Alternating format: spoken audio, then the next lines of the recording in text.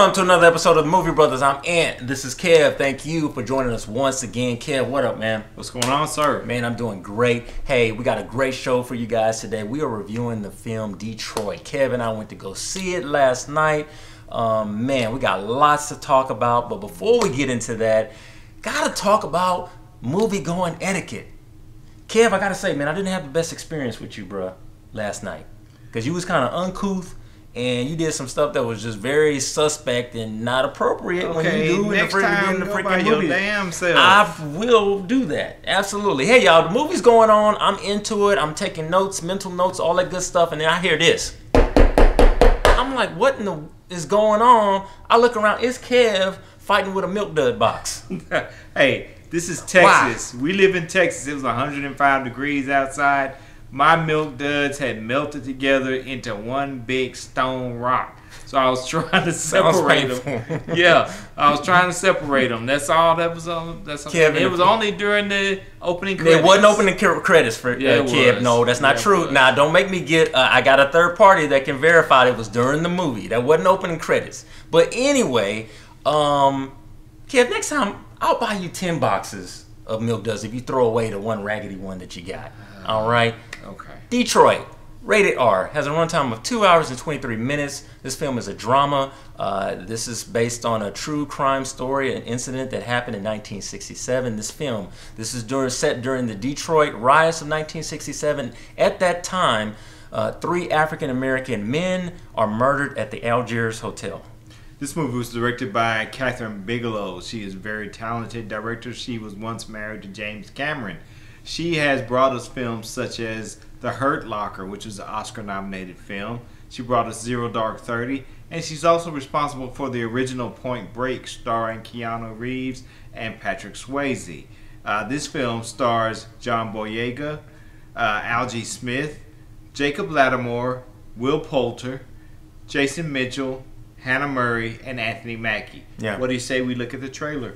Let's do it. When we have these conversations, we do them in stages. Stage 1, witnesses. Stage 2, suspects. What happened at the motel?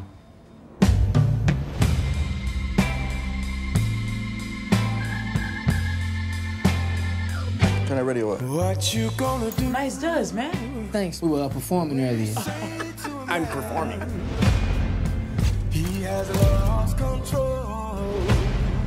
Take a look at him now. Police was there. There was a lot of shooting.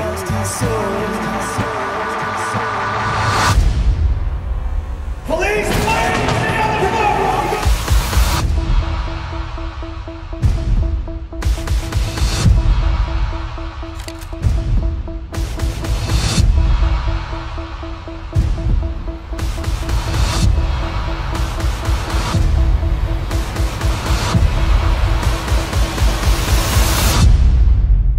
You don't talk about this to anyone ever.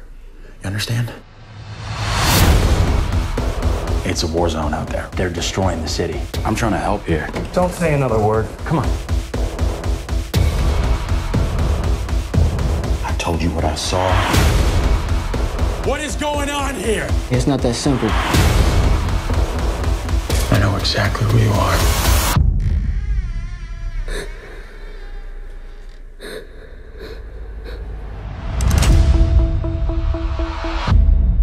Okay, Ant.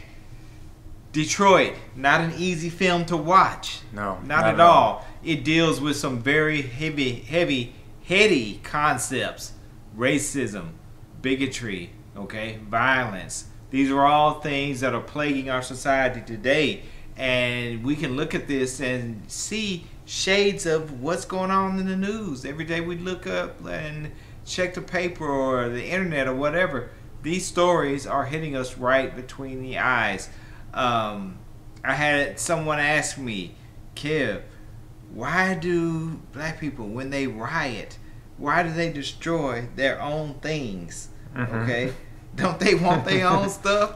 Yeah. And the bottom line is that what people don't seem to understand is that you destroy whatever is most convenient for you to destroy in order to get your point across, because there's going to be helicopters, there's going to be news cameras, there's going to be somebody capturing all of this, and somebody needs to see it. Somebody needs to know what level of frustration you're at and what's pushing you to this point. So I totally get what you're saying. This film is heavy. Yes. Heavy in a good way. Extremely thought-provoking. As you said, the things that you mentioned that it tackles. The sad and the disheartening thing is, right, this film is set in 1967. Here it is, 2017. 50 years later, we're still dealing with the same crap. Still wrestling the same concepts. Police brutality, cops shooting and killing people, racism. All these things are still relevant. Still happening, man. And bottom line, let me become mayor. My whole police force, you cannot work for the city unless you live in the same community. Right. Bottom line, okay? I can't protect the people that I'm scared of or that I hate. Bottom line, that's just what it is. Exactly. I'm gonna get off my soapbox and let's get in and get into the guts of this film, man. Okay, let's get into this film is very, very good. Outstanding. The best thing about this film for me is the acting. Right. Okay, the acting is amazing. Now, it's unfortunate that this film is coming out in August, which is kind of just says it's not really going to be in Oscar contention for anything, because the performances that we get from Algee Smith, Jacob Lattimore, who I just recently saw in Slight, I really enjoyed him. Algee, y'all remember him? That's Ralph Tresvant from the New Edition movie on BET. Okay, Will Poulter. I mean, these guys, man, those three guys make this movie for me. And not to discount the others because they're really good too, right? Jason Mitchell. Everybody's good. Everybody's all the performances are top notch. Okay. But the three that I mentioned are like A1 first class. John Boyega's in this film, right on the cover of GQ magazine. The verdict's still out on him for me. I'm not sure yet.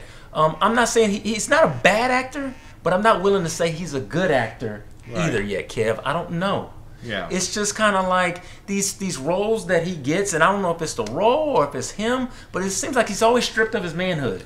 I think it's the roles. Yes, a lot of people when he was in Star Wars had problems with the character that he played, and the journey that he has to go through in order to become, somebody of some substance and character.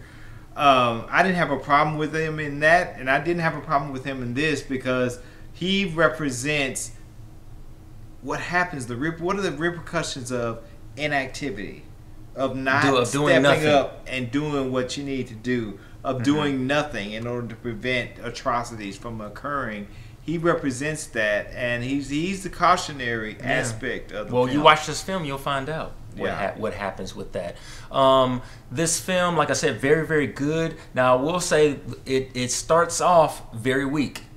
Started off very weak for me, very unfocused. It's almost like you're doing target practice, but the target keeps moving.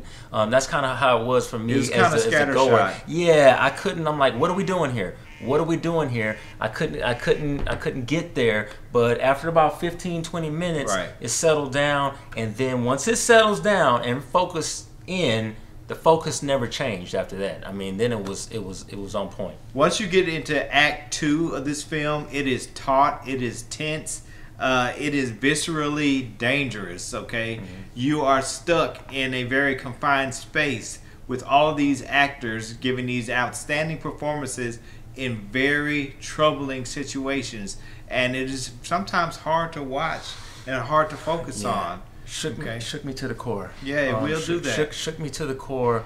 Some very, very disturbing things that are portrayed here in the film. You ready to put some points on? Hey, I'm ready to put some points on it. I'm just checking with you, man. But I'm ready to put some points on this thing.